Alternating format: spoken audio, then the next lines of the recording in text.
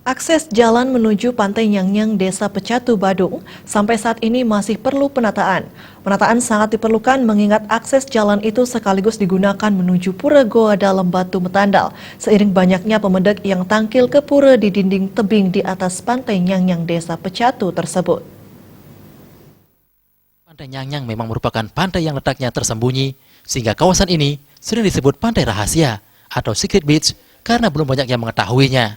Lokasi ini menurutnya banyak dikunjungi wisatawan mancanegara yang ingin berselancar dengan suasana yang tenang. Namun Made Sumerte mengatakan, untuk lebih mengenalkan kawasan ini, ke depan pihaknya akan melakukan penataan. Selaku Bendesa Adat Pecatu, Made Sumerte memaparkan keberadaan Pantai Nyang-Nyang yang sering disebut secret beach. Tempat ini memiliki panorama yang sangat eksotis. Bahkan banyak wisatawan yang sengaja tidak mempublikasikan pantai itu sehingga privasi mereka akan terjaga.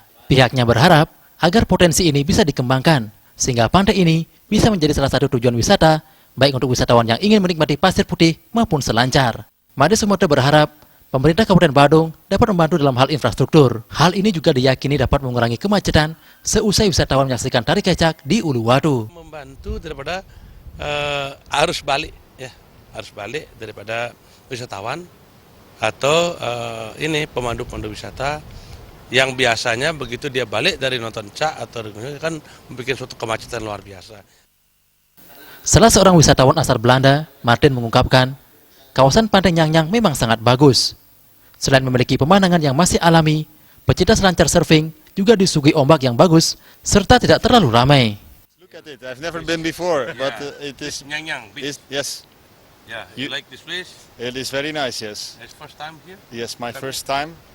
Yeah. Yes, I try to come for surf, but never been before. So because we like no people. No people. Surfing is good without people.